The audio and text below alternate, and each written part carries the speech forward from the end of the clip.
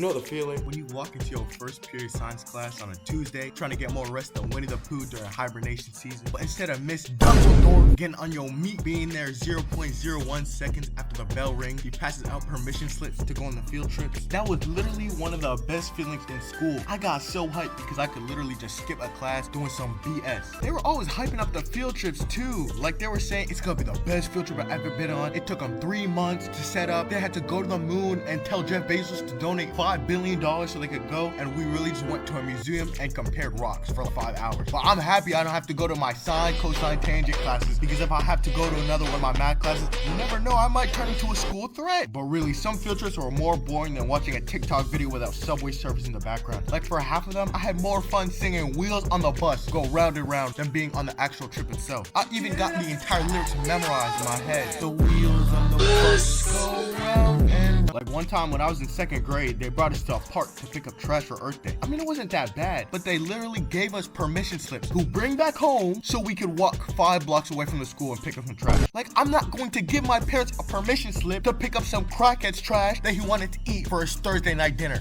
which I still did.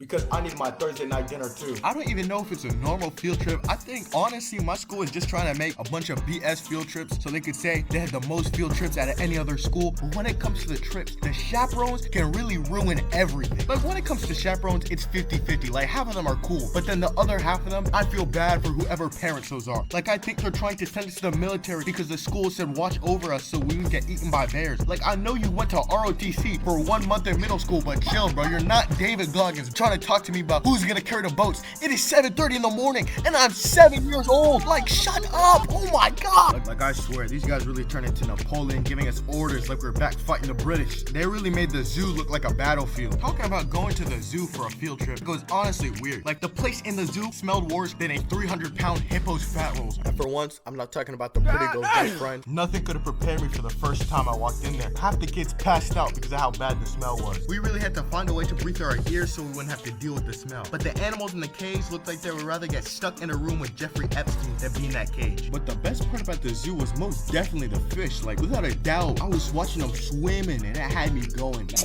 African Bunda bouncing and private jiggling like National Geographic.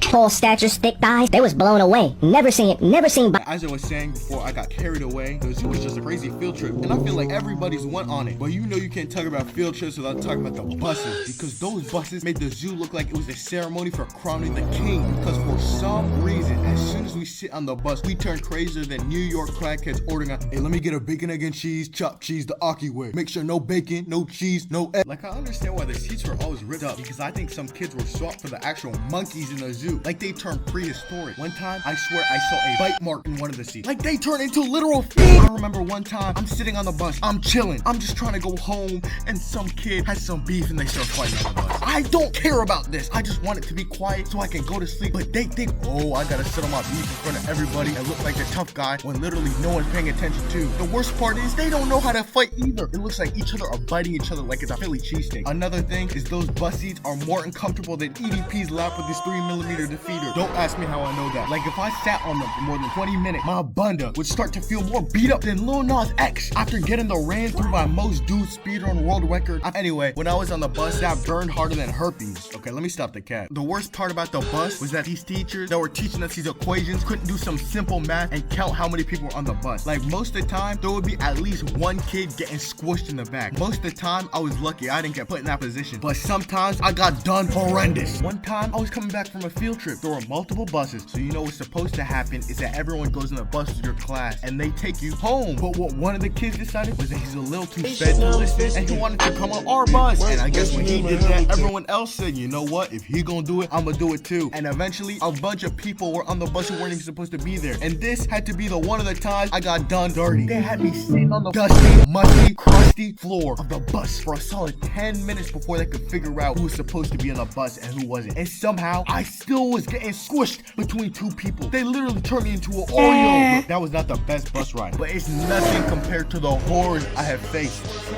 walking on the bus, and there's not really that many seats left except for one next to my friend, so I got lucky. But anyway, I'm sitting next to him, and I make a dumb mistake to go stand up and talk to my other friend farther in the bus while people are still boarding. And when I come back to see if my seat is empty, I see some Jabba the Hutt stunt double sitting in my seat. This guy weighs more than Cleveland Brown Jr. after being on a boat with more calories than Noah Lord have mercy Gazelle. on He was Dr. trying Buzz. to be a bodybuilder, but was too busy building his stomach. I wanted to ask him to move at the seat. I didn't want to get rolled over by a 5,000-pound boulder like in Indiana Jones. So I decided, how bad could it be? And I sat on the literal 2 pixels of the seat I had. The space I had was smaller than an emo 7th grader's self-esteem, while each of his fat rolls got a first-class ticket seat. I thought he was doing some fat acceptance movement the way he was trying to take up those seats. Bro was a bigger hoarder than the TLC cheapskate, but I know it wasn't cheap for his mom to buy all that food. Okay, I'll admit I got a little carried away there, but you would be too if you were floating in a seat. He literally had me doing a 3-hour wall sit. Thinking about it now, it got me a little mad, but it doesn't have him a little mad when his mom says, we can't spend $3,000 on some Dairy Queen shakes. I'm sorry, you can only eat 5,000 calories instead of 6,000 calories today. Yeah, let me stop talking about the blueberries from the Charlie and the Chocolate Factory, but some of the field trips were honestly fire. Like, they drove us somewhere where we stayed for a week, and it had us feeling like Tarzan. When we were driving there, it was all cool, and all of a sudden, we started going off the main road, and it looked like we were in the most remote area we've ever seen. Not even Rainbow could find out we were. We were literally in the middle of nowhere. And the worst part was, they dropped in more casually than in Walmart people be turning into furries, and said we were literally a 30-minute drive away from the nearest hospital. They really thought they were gonna say that, like it was on the Saturday newspaper, and we were gonna try to escape. I saw like 30 people trying to climb the fence and leave, but we don't talk about what happened to them. But the actual field trip had me jumping for joy more than a kid with stage 5 autism. Like, the activities they had us doing almost made me forget we were on an island worse than Alcatraz. Like, I'm not even gonna try to lie. I was hating more than a Fortnite kid when his mom turns off the Wi-Fi, but I couldn't even hate anymore because it was actually fire. Before we got there, they were hyping up the food, saying it was the best thing we're ever gonna eat, and I wasn't really believing it. But after we were on 3 hours of a bus, they had me going back to my memories like I was in Ratatouille. But I guess eating the food wasn't enough because we were trying to set records.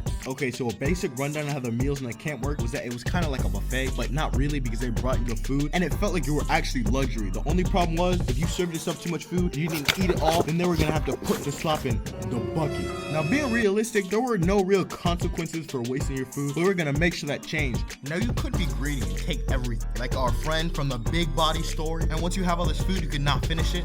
Unlike our friend from the Big Body, it goes in the bucket. All of it goes in the bucket. All the waste, everything. So me and my fellow cabin members made it our duty, our mission, that nothing ever touches that bucket. With us, it was easy. Even though we're eating more than Matt Stoney in an eating competition, we didn't have a crumb of slop. Literally, we licked the crumb off the floor so that no food would be wasted. Okay, that's a little bit of an exaggeration, but the point I'm trying to make is that we were committed to making sure the slop bucket was empty no matter what. I really did go crazy trying to make sure no one had slop. On the last day, I had to eat some leftovers off the crusty, dusty, musty plate to make sure that nothing would go in the slop. But it was worth it because I did. The slop bucket was empty. We even had to make chants at everything. Now, the other groups were out there trying to say some songs with rhymes. Nah! We had to get right to the source. Say it how it really is. So when it was our turn to go, you already know we saved the best for last, letting all the babies, the amateurs, go before us, and we dropped the best line in human history.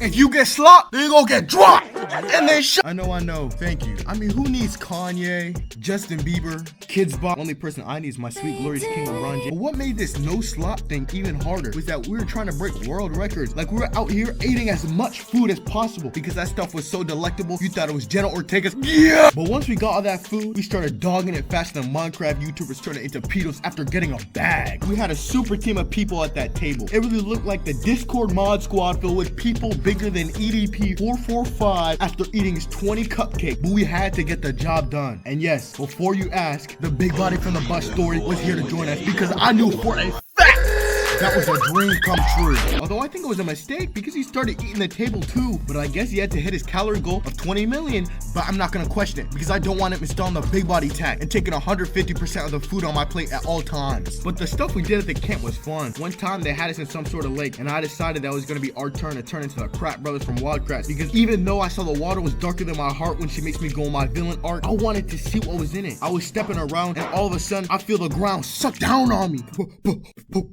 Why? I was getting pulled down faster than the femboy's dad disappearing. But it kept bringing me down and down and down. I thought I was about to die. But for some reason, I felt my feet start to loosen up and I was able to get out. Nothing else really happened after that. We caught some pretty big fish. Talking about fish, you know you can't go to a field trip without being literally traumatized. When we were going home after the trip on the bus, it was fun at first and everybody was chilling, but then it started to rain. I mean, no one thought much of it, it's just water. But then it started to pick up and we decided we had to close the windows because we don't want everybody getting wet. When the smell came to the bus, it hit my nose. I looked worse than dried up SpongeBob. They had to bring me to the ICU because of my cardiac arrest. Only thing that woke me up was Ice Spice's new song, Ice Spice, I'll be your munch, please. Imagine this, you get 30 big boys covered in sweat, all sitting on the bus. We're coming back from an outdoor camp, and out of all the people that were there, I only saw half of them brush their teeth. So you know for a fact, they didn't take no shower. Talking about, I don't sweat that much. I don't have that much body odor. No, you're just musty. No, but the bus actually smelled worse than the grease between Nikocado Avocado's double chin. Only thing worse than that was the smell of the gym locker room. I wish I made a video about that. Oh wait, I did. Haters and